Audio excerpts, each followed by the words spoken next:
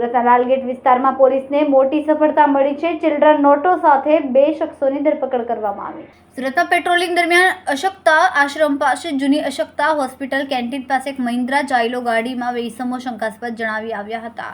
બંને ઈસમોને પૂછપરછ કરીને ગાડીની તલાશી લેતા ગાડી તેમાં પાછળના ભાગે ચલણી નોટોનો પાર્સલ જણાઈ આવ્યો હતો, જેમાં 3 પાર્સલમાં પ્લાસ્ટિકના પેકિંગમાં આગળ તથા પાછળના ભાગે ₹500ના દરની ભારતીય ચલણી નોટો તથા તેની અંદર ભારતીય બચ્ચોं का bank 500 number children bank of ઇન્ડિયાની નોટોના બંડલ હતા।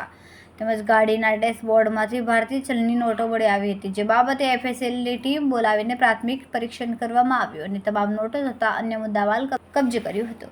લાલગેટ વિસ્તારમાં નકલી ચલણી નોટોનો મોટા પાયે ગોટાળો બહાર આવતા ખળબળાટ મચી ગયો છે। લાલગેટ પોલીસ સ્ટાફે ચોકસાઈથી કાર્યવાહી દરમિયાન 2 શખ્સોને રોકીને તલાશી લેતા તેમની પાસેથી 500ની ચલણી નોટના 3 મોટા બંડલ મળી આવ્યા હતા। 112 નોટ ડુપ્લિકેટ મળી બંને શખ્સો સામે કાર્યવાહી કરવામાં આવી રહી છે અને ચલણી નોટોને એફએસએલ તપાસ માટે ગાંધીનગર મોકલવામાં આવી છે।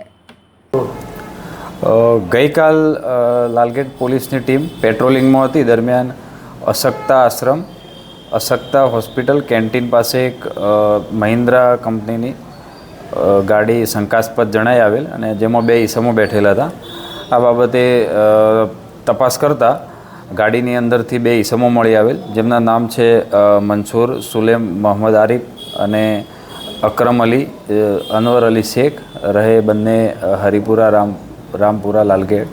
અને ગાડીની તપાસ કરતાં ગાડીની પાછળની ભાગે પ્લાસ્ટિકના પેકિંગમાં 3 ચલણી નોટોના પાર્સલ મળી આવેલ, જે ચેક કરતાં 3 પાર્સલમાં પાર્સલની આગળ અને પાછળની બાજુ ભારતીય ચલણી દરની ₹500ની નોટો હતી અને વચ્ચેના ભાગે ચિલ્ડ્રન બેંક ઓફ ઇન્ડિયા લખેલી નોટો હતી।